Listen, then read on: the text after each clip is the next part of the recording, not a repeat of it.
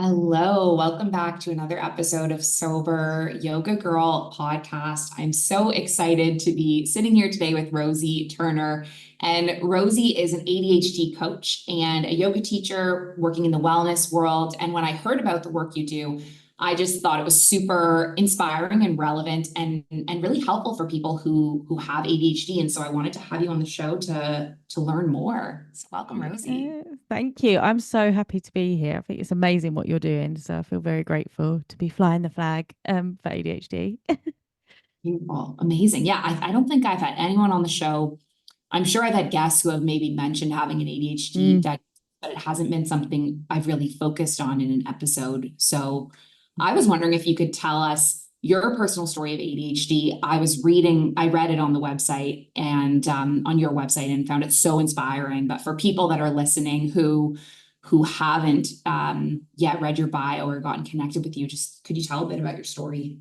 Yeah, of course. So it's always hard to know where to begin, but I think I was an individual that from a young age that was just very chaotic, even as a child. So, I'd broke my arm twice, dislocated it once before the age of 3. I was very hyperactive, always getting in trouble in school and, just always being told that I had potential, but I just was too easily distracted or distracting others. And that was just how my upbringing was. And that's all I ever heard, is, oh, you could do better. And then when I became an adult, I feel like things got worse in the sense that I was just always out there looking for, you know, something to stimulate me, like following all the fun, but in the wrong places a lot of the time. I struggled to learn my driving test. I did like 8 driving tests. It took me 9 times to actually get my license. But things got more serious the older I got, and I was chasing highs in all the wrong places. So, extreme living of partying lifestyle, drinking, taking drugs, you name it, I was following it, making, very impulsive decisions. Like big decisions were very impulsive, like getting married and then all of a sudden deciding I'm going to get divorced. Um, and then, wanting to, yes. I had a similar experience. Don't want to interrupt you, but I also had an impulsive divorce, and I'm sitting here wondering, like, I'm so curious about what differentiates like ADHD from what I was diagnosed with, which is bipolar. So anyway, we can talk about it more. Continue. Yeah, we should talk about that because that is a big topic actually of misdiagnosis. Um, but yeah, I was making all, and everyone around me was just thinking like, what the hell is wrong with this girl? She is just taking U-turns all the time in her life. And the constant question, and the only thing that was consistent in my life was that question. And it was, what the hell is wrong with me? Why can't I settle? I was trying to do the corporate world, like all my friends, get a job and, do the relationship and trying to, now I look back, I was just trying so hard because I felt so internally different. And I was struggling and couldn't understand why, to fit in to societal boxes to hope that one day something was going to work. And I just thought, something has got to make me feel normal and fix me at some point. What is it going to be? Um, and I just hit like a really dark place. And my friend had taken his life, and I was about 30 then. And something changed within me to look at myself. And I think that was the first time I sort of understood what mental health meant if you're struggling with your mental health. Um, and at this point, I would say I was an addict, right? I was drinking gin at my desk in a cup and, taking drugs every other night and, just living in a blur, basically. And he had signed me up as a joke to the London Marathon before he passed. And there was no way I was going to be doing that.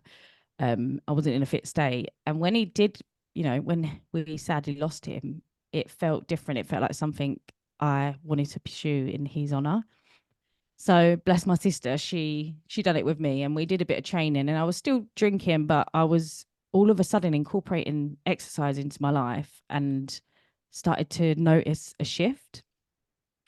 So that's what took me into a completely different world of, starting to get up early in the morning, go to the gym, and start to look after myself. And then I found yoga. And then that changed everything, because all of a sudden my hyper focus was on yoga. And I found rocket yoga, which I think for me was the only way I was ever going to get on the mat, because I was so chaotic at that point in my life, and it had to be something challenging and, you know, something that was going to be so stimulating for my brain to actually get me in a room for 75 minutes or 90 minutes. And life started to feel a lot better. And within 8 months of doing yoga, I was like, I need to become a teacher. I love this. And run off to India, left my job and did the training, and was doing yoga part-time. And I thought, right, this is it. I'm good. I'm feeling better. I'm meditating now. I'm feeling calmer. But then a few years down the line, I'd been in a relationship that I was always in long-term relationships, basically. And I'd been in this particular relationship, and I started to see that I was having these same feelings again of like impulsivity. And I was happy in this relationship. This wasn't like one that I could say, oh, that one was toxic and that one was abusive. And there was no reason for this feeling that I was getting of boredom, basically, or an urge to have to get up and leave and do something else. And alongside that, I couldn't blame things like losing my belongings about 10 times a day, leaving all my car doors open all day until the neighbour told me I've left them open, gas hobs on. I couldn't blame that on hangovers anymore, because I wasn't going out drinking. So I started to look at myself and thought, right, there are no more excuses. This has to be something else. And I went on, as people do, Googling things. And when ADHD come up, I was a bit like, well, I know what that is because my ex-husband had it, but what's that got to do with what I'm going through? So anyway, I'm going to put a form in, and 18 months later, I got a call, and I'd been living in Amsterdam. I'd run off to Amsterdam to take a job, and I think just escape my life. And he said, yeah, you've got severe ADHD. What do you think it will change for your life? And I said, I don't know. You tell me. I don't know what this means. But then I went on my own education hunt after that. And there was hardly any podcasts in the UK, and there was mainly American. And when I started to learn more, and a certain TED talk that I heard was Jessie McCabe's TED talk, I just sobbed, because what I'd realized is ADHD was so much more than I ever thought it was. It was about emotional dysregulation, being really overly sensitive to perceived or real rejection. Like that hit me like a ton of bricks. We have lower amounts of dopamine. We hold lower amounts of dopamine, hence the need to want to chase dopamine wherever we can to get more stimulation. And it just blew my mind. And I was in a state of complete relief. I mean, a lot of people go through the grief first. I was in relief. I was just like, oh my God, this is the answer I've been looking for my whole life. And with that, it was, almost instant that I was like, I'm going to be an ADHD coach. Didn't even know it existed. Studied for 8 months, started my podcast. And it's just been a whirlwind ever since. But I think the biggest thing, with my story is, and I see it in every single client that I work with, is that lack of self-belief that came throughout my life of just feeling not enough. And there's a stat that says, we receive over, I think it's 20,000 more negative comments than a neurotypical by the age of 12. And I think that was the most detrimental thing that ADHD really cost me, and still does. I have to work. It's a full-time job to reframe those limiting beliefs. But to have an answer to the reasons why you struggled, and also why some things came really easy to you and you are good, there's a lot of strengths that can come from it as well, has enabled me to just hone in on that side of things a lot more. And the self-compassion has just been profound. And I haven't thought about, taking my own life, or attempted to, ever since. And I think that's the pivotal thing here is, yeah, people talk about ADHD as a trend and, is it real and all this stuff, but it ultimately saves lives. Having those answers, those 4 letters are saving people's lives, because they no longer feel unworthy. Thank you so much for sharing all of that. And there's so much that I can relate to, like, as I jumped in and interjected. Yeah. No, I There's so love much it. in the story. So that's what I'm wondering. I'm like, how does the ADHD diagnosis differ from bipolar disorder? Like, what is because I hear so much similar in my story. And I personally, I don't identify with my bipolar diagnosis anymore. I'm going to add that Right. I actually think I was in complex PTSD, Mm. and that's only been a realization that I've come to in like later time. But as I hear your story, there's so many elements I pick up on that I relate to, like impulsivity, like, I had a heightened sensitivity to what other people, when other people rejected me. And so I'm just wondering, like, in your opinion, how is that different? I would say, and I want to say is that a lot of people, including myself, people have been misdiagnosed with bipolar. I wasn't diagnosed because I should just ignore things, but a lot of people think they've got it, or family members will say you've got bipolar because you're up and down. It's very common, and I always say that the biggest difference I would say is when you get diagnosed with ADHD, they look at your whole life. Like, you have to have had these symptoms from a young age, because you're born with ADHD and you die of ADHD, and it's not just created. It can worsen because of environment and whatever it is you choose to do with your life and how your environment is. um but it's a constant, right? So it's always there. Also, the intensity and frequency of those symptoms. So we can all have ups and downs. We can all be sensitive to rejection. No one likes it. But how consuming is that? And how often has that happened to you in your life? What is the result of that? Um, and my understanding of bipolar, when I was questioning, is this ADHD or is this bipolar, is the state of the lows and the highs of bipolar seem to be a lot longer, from what I can gather from what I've learned. Obviously, I'm not an expert in bipolar, but with ADHD, our emotional ups and downs, they tend to be quite fast. So even if we are consumed by rejection, for instance, like all day, all we're thinking about is that thing, next thing we can just be, you know, happy again. So it's a more quick um range of emotions instead of periods of lows and highs in that sense. Um, but that's my understanding. The thing that I think is hard to untangle is, because people have been misdiagnosed or have just, not known that they've got ADHD, what can happen is these become comorbidities. I can never say that word. Where anxiety is rife within the community, depression, and bipolar can be a side of that as well. Um, so it's something you have to really untangle and go through a real process and go to a trusted person, someone who's been diagnosed in ADHD for a long time before it's become it's everywhere now. So there's a lot. It's harder to navigate who to go to, but you'll know by the process. My process is I've had two diagnoses, one private and one on the NHS, and they have been very intense. They ask your parents. Some of them want school reports. Um, they want to know that this has been with you throughout your life.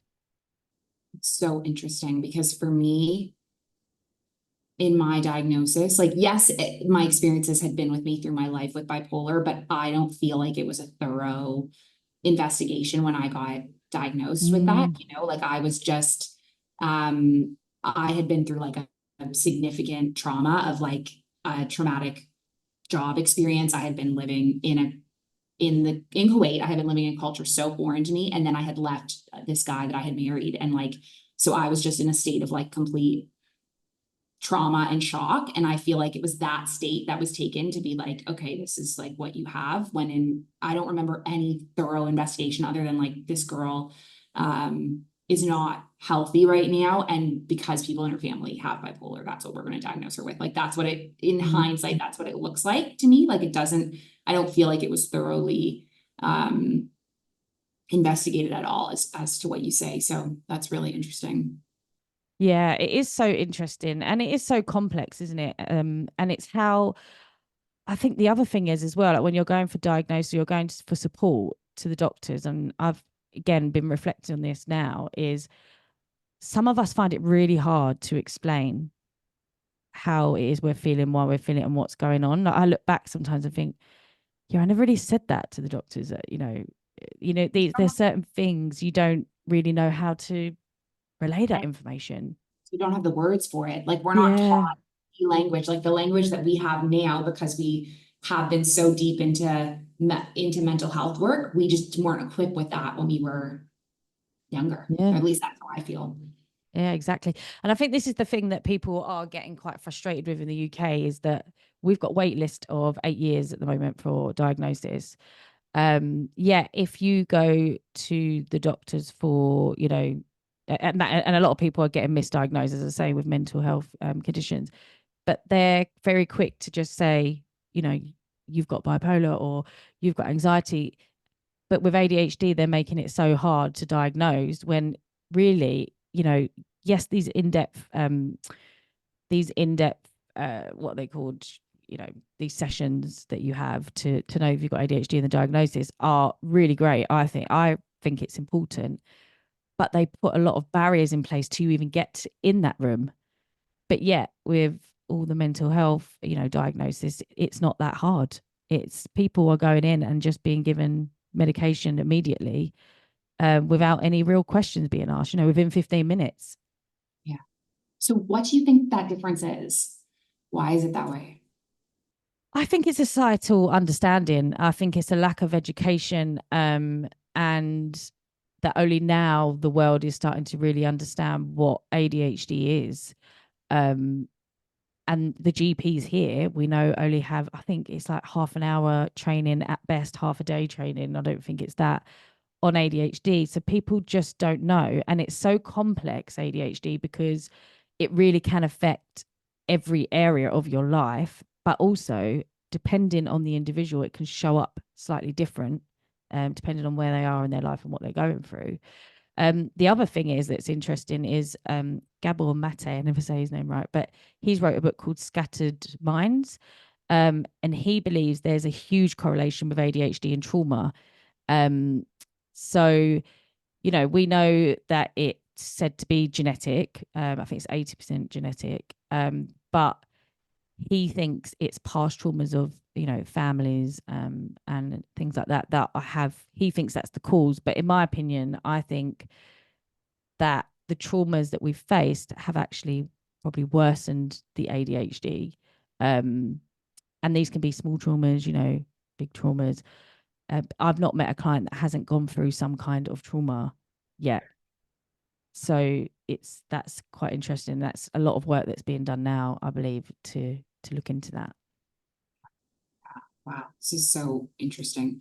So I have a question for you, because I would say, so I was a school teacher for many years. I was a school teacher for 6 years, and it was really common for me to have boys in my classes who I was informed were diagnosed with ADHD. Like, probably every year there were like maybe 2, 3, but I don't think I ever had a female student who was diagnosed with ADHD. And that makes me think that it's more common for men to be diagnosed. And I'm wondering if there's like a difference in the way it presents in like men and women. Like, what are your thoughts on that? Yeah, it's huge, huge, huge topic. And then again, this is something that's come to the surface now. Um, Girls were not getting diagnosed. Everyone thought it was a naughty schoolboy. That's what ADHD was, right? It was just naughty schoolboys, and that was it. And a lot of the reasons behind that is, what we are seeing is a lot of women have either had because there's three types of ADHD, right? So there's hyperactivity, which is where you're most prominently all the external stuff, so not being able to sit still and being overly hyperactive. There's inattentive, which used to be called ADD, Yes. which people thought meant you didn't have hyperactivity, but actually the hyperactivity is very much internalized. So that's the overthinking, being distracted. That could be the daydreamer in the classroom. These people can do really well at school because they're masking, right? So as well. So there's that. And then there's combined, where you have both ADHDs. What we are seeing is that women are, at the moment, it said, are more likely to have the inattentive or show more of the inattentive symptoms because they have been better at masking them.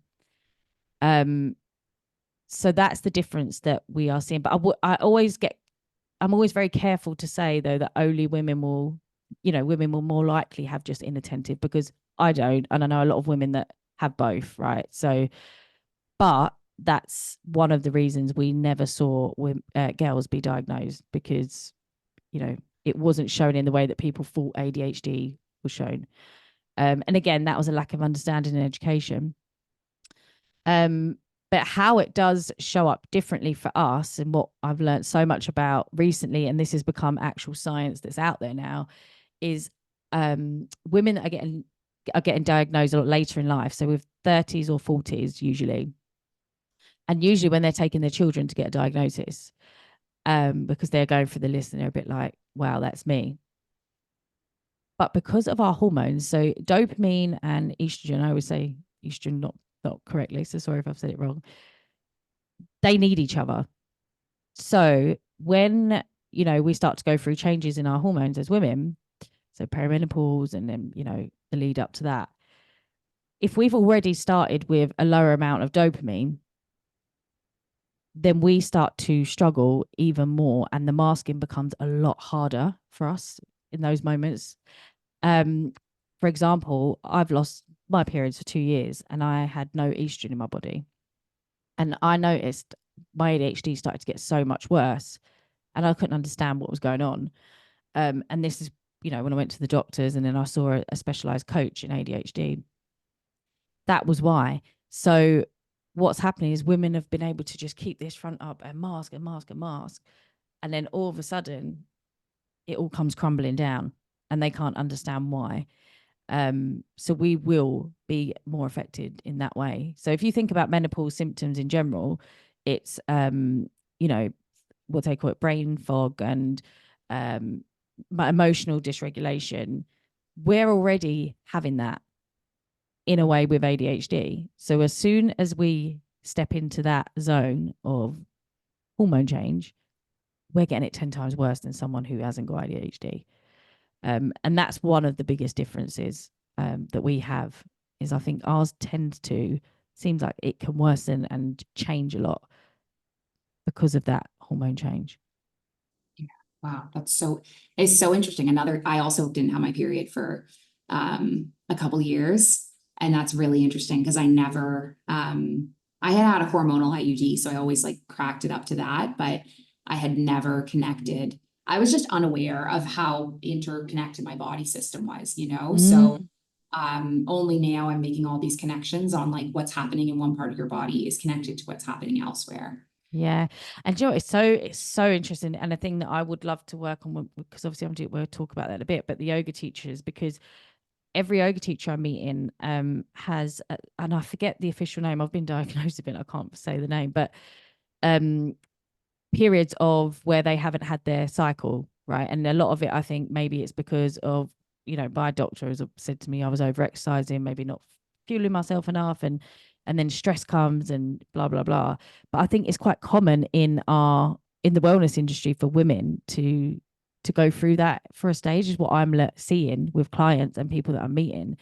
So that's a whole, having that realization that you can actually work on raising your dopamine to really help with those periods when you're low in estrogen.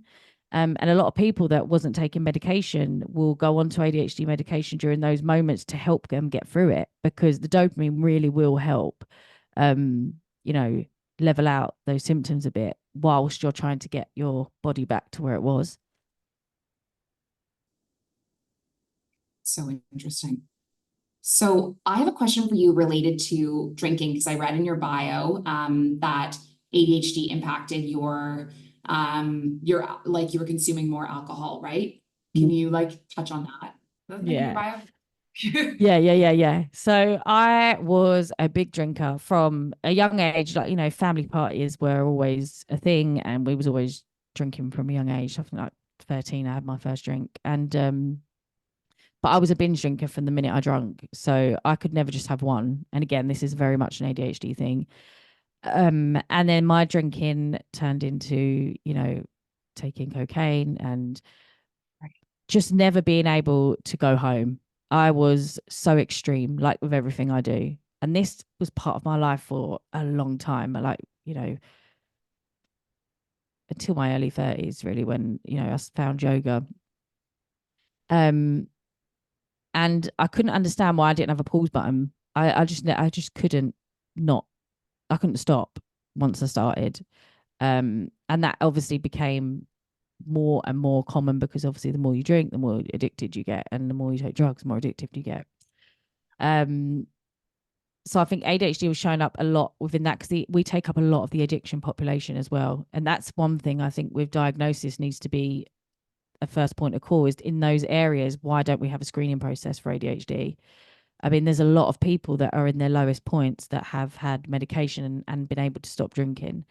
Um, but yeah, my drinking was out of hand, and I think now looking back, that was me obviously seeking more dopamine, and then the next day I had extreme come downs. I know everyone has come downs, but mine were really bad, and I just want to die basically. But again, it's that dopamine level dropping even lower than I'm starting at a lower base, going to a higher, and then coming back down again. Um, and cocaine actually can be seen as a stimulant for self medicating. It's quite similar to what they use to treat ADHD. So you will see that quite commonly within people's stories. But yeah, it just got out of hand, and I was, as I said, I was at my desk when I was working in media, and I'd often have a mug of tea, and it wouldn't be tea, it would be gin. I'd be drinking down the pub at lunchtime after work. I completely spiraled out of control, and I could not imagine my life at that point without drinking or taking. I didn't know if that would ever be a thing. Even if I really wanted to in my head, I would always think I want to stop. I couldn't imagine having a time where I wouldn't drink. That wouldn't be my life, and that made me feel really fucking shit. And I think that, sorry if I'm not going to swear, but it just made me, think, what is the point in this life? If this is going to be the cycle I'm going to live in forever, um, and was just worsening my mental health over time. So that was it. It was very much that, and it starts in the parties, doesn't it? And it starts socially. Likes it together. Yeah. So I think it started as sociably drinking, socially partying, and then became an addiction. Where I'd be drinking on my own, and everyone I was surrounded by and I surrounded myself with was in that life. Yeah. So it really consumed my whole life. It was my identity. I sort of owned the party girl label like it was some kind of you know, role in my life that I was good at. It was the only thing I felt I was good at was partying. Um, and so I just chucked myself into it, and that was it. That's all I was interested in. Wow. I identify so much with your story. It's wild. This is why storytelling so important. Yeah. And it's so important because I spent a lot of time when I was younger thinking there was something wrong with me. And to hear so many people that I can connect with bits of their story makes me feel so much less alone. And I the value of like what we do, and the value of having this podcast, people listening to this, it normalizes some of their experiences. And even if it doesn't, even if they can't relate to what we've experienced, I think it helps everyone hearing other people's stories to like cultivate more empathy and aware and kind of, because sometimes you can look from the outside. Like when I went through everything I went through, I think there were a lot of people that I worked with that were really judging me because they didn't know why I was doing what I was doing, and I wasn't telling them like what was really going on for me. And so I think because when you don't know, you can like really judge what other people are doing. But when you hear more about it, it helps you just cultivate more empathy for everyone. Definitely. And that's that is my goal with everything is, I've seen it with clients that come to me. If you can create a safe space for someone to really just show up as them, I mean, there's so much magic that can happen in transformation when someone feels unjudged for what they're doing. Like who wants to go out and do that, really? Who wants to? I think I've always been the same. I've always asked why someone would be doing the thing that they're doing that's, seen as a black and white. I've never viewed life as black and white, good, bad. There's always an underlining why behind someone doing that, why. So I think it is Gabor Mate that says, don't ask why the addiction, ask why the pain. And I think that's what's missing a lot of the time. So when people hear stories, especially when people come out the other side, they're more likely to understand that actually it's not as black and white as you think. People don't Yeah, just want to, make a mess of their life um, with intention. absolutely. So I'm wondering, how did yoga and meditation support you in your journey? Like, when did that come into play, and how has that supported you? Yeah, well, I think it came into play when I said when my friend passed and I did the London Marathon, which then transpired into doing yoga. And nothing had ever brought me to a place of calmness by the time I'd got to Shavasana like it. I'd never experienced a moment of peace in my life until yoga class, right? And then I was just hooked on that. And I suppose again, you can go to the extremes on those things as well if you've got that extreme behavior. But looking back and knowing what I know now, is I was getting a healthy hit of dopamine that was replacing the drink and the drugs. And that became more important to me. And my brain was getting what it needed, but in a much better way. Um, and it transformed and saved my life, my yoga practice. And I don't think I would ever have come to the awareness that I had ADHD without it, because it brought me self-awareness. It allowed me to pause, which with ADHD you don't naturally pause, as it's not a natural thing that comes. um so without that I wouldn't have ever had any kind of clarity in my life. And I never thought, if someone said to me you're going to meditate, I'd have been like, there is no chance. I couldn't be on my own. I could not. I had to be around people all the time because I just didn't want to be with this crazy mind of mine. Um, so, yoga changed that. But I think most importantly as well, that, as I've mentioned, I think the biggest struggle that we face is that lack of self-belief. I think the yoga mat for me was the first place I felt safe enough to really show up as who I really was, and unmask, um, and start to discover who that was. Um, and I just didn't feel safe enough to do that in life. So I was able to do that on the mat and then filter that into my life off the mat. So it had a profound effect on my life. That's I'm beautiful. forever thankful for yoga. I know we all are, but it's like, wow, I don't know where I'd be without it, honestly. Beautiful. And so tell me about, how did you end up doing, so you're doing ADHD yoga teacher trainings, right? That is what Yeah. me when I saw the email about the work you do, I was like, wow, that is so amazing. And I have so many clients that have ADHD that I feel like would be interested. And so I'm just wondering if you could tell me a bit about that. Yeah. So I, throughout my career of, teaching yoga, and then I was a reformer Pilates teacher.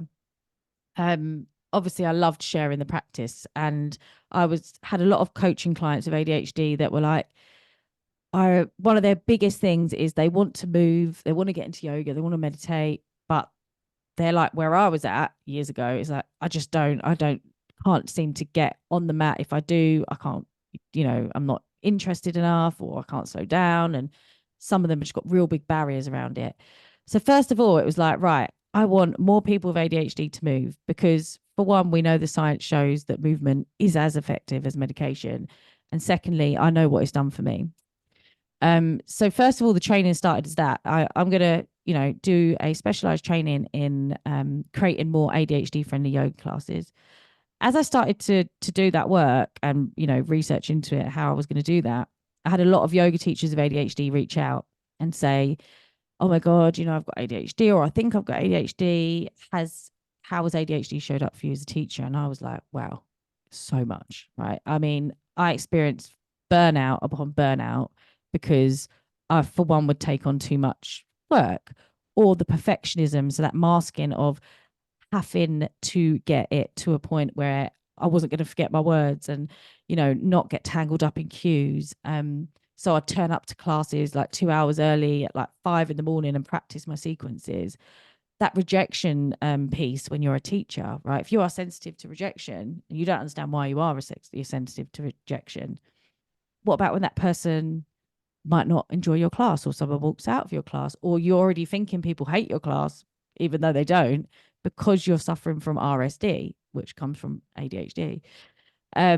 So then I started to realize that this training actually needs to support ADHD yoga teachers, as well as creating an environment for those, with ADHD. So now the training is a lot. This first training is a lot around allowing teachers of ADHD to be authentic in their teaching, and giving them lots of tools to support them with the things they perceive as their struggles, but also honing in on the things that make us great yoga teachers, the creativity, the need, that justice sensitivity, that need to want to help people, and all of that stuff. But because I believe now, as I've been teaching ADHD yoga at festivals and stuff like that, and the feedback I've had is the way we teach ADHD yoga. Yes, there's some tangibles you could put in there, but everyone's ADHD shows up differently. The biggest thing we can do is represent. So standing there in front of a class saying, I've got ADHD, or being so authentic to who you are, allows others to do the same. And this don't just support people with ADHD, this supports all of your clients, right? Because it can be daunting sometimes if you turn up to a yoga class and you see this, everyone's trying to be perfect yoga teachers, and they're not really doing things the way that they want to because they're scared that that's not the right way. That's not how we create that representation, that safe space. So now the training is about, allowing them to embrace their differences whilst making a difference. And that's where the power is. And we've got so much. So we've got like the science stuff behind the brain. I've got some of my favorite teachers that I've taught with coming on to do things like music. How can we use 4-beat music? Is one of my teachers created this 4-beat music, and it aligns with people's breaths, right? But also as a teacher, it's very powerful and helps you stay on track with where you're at. But it also helps the clients with ADHD if they get distracted, or they lose, where they're at. That 4-beat practice brings them back to the breath. I've got cueing workshops, so simplifying cueing for teachers of ADHD. And we've got all sorts of stuff going on, because I think that's where it's at, is learning what, ways that other people have done it, but then taking that and making it your own, and seeing what you need and what support you need as a teacher. Because ultimately, if we're not enjoying it and we're burnt out and we're scared to be ourselves, it's going to show. And I had to quit teaching so many times because of that, because the pain of wanting it to be so right and like everyone else drained me in the end. And I think we see that a lot with people that become teachers, that they'll pull out, or they'll get imposter syndrome, and being able to class plan and things like that. There's so many struggles that can come from ADHD as a yoga teacher that can be resolved by just owning who you are, and understanding what your brain needs. Because we struggle with time blindness, so we're more likely to run over time. How can you support yourself doing that? We struggle because of our executive function. We have an impacted executive function. Just an example there of that happening. So we've struggled to break down things into small steps. So class planning could be really overwhelming for us. There's just so much that now I'm like, oh, this is where the work needs to be, because there's such a circle then of, if the teachers are aware of their own ADHD and other people's ADHD, they're supporting them. And it's just like a nice circle of support for the community. And with the wait list like they are, yoga teachers are in a situation where it's a really exciting time to make a difference in the neurodivergent community, because they need the help and they can't get the help that they think, they need right now. So I think the teachers could be the people there, to support them, because that's what it did for me. Love that. Wow. And, so much of that spoke to me because I know when I was struggling with my mental health, when I was newer to yoga and to teaching, I felt like something like I almost felt like a fraud as a yoga teacher because I was like, Mm.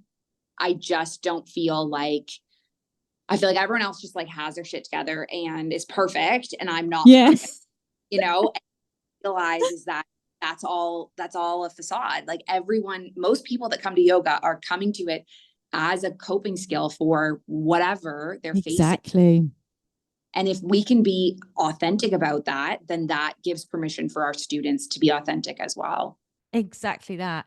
And it's just those sentences. Like I say one sentence at the beginning now, and I say, look, I don't just talk about ADHD, I have ADHD. So I will forget what I'm saying. I'll stumble over my words, all of this stuff, and make a bit of a joke of it in the, a bit of humor.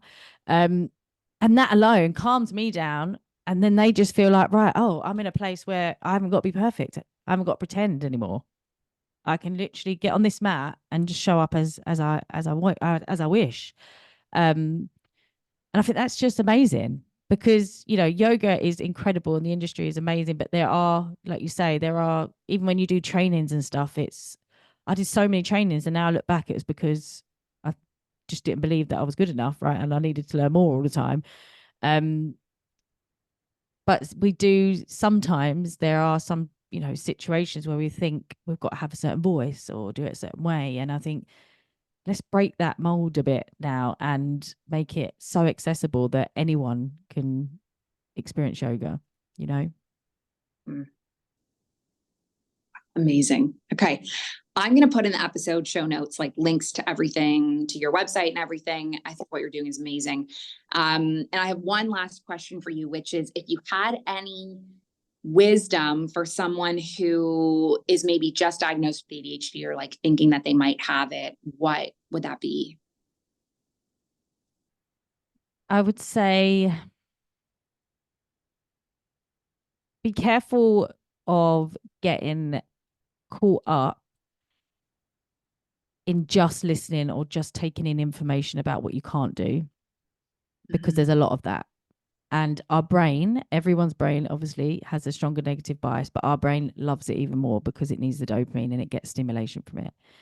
So try your best to not get lost so much there in that negative story and instead use, your story of struggle as a way to step forward and rewrite your story into a story of strength. So start to focus on how, you know, your ADHD showed up in positive ways in your life, or how, these struggles, it wasn't, despite them, it was because of them, have allowed you now to be the person you are. And what do you want to do with that? And, that's where the power is. Our struggles don't have to go to waste. And it's not the end, it's just the beginning. It's the best thing that could happen because now you've got the answers. There is no more hiding, there's no more blaming yourself. Um, and you don't need to wait for an official diagnosis if you haven't got access to one. You know yourself more than anybody. And just start treating yourself as if you've got ADHD, if no one's going to give you the answer that you deserve. But life can still be great, and there are so many people out there doing amazing things with ADHD. Love that. Amazing. It's been so Amazing. lovely to meet you. So nice to meet you, Rosie. Thank you so much for your time and for being on the show. And I think this Mm, be of great value to the listeners. So thank I you. Thank you so much. And when I'm out there doing my retreat at Bali, I'll come and see you. yes, absolutely would love that. Yeah, it'd be amazing. Where are you in Bali? I'm in Ubud. Oh, okay, cool. Yeah.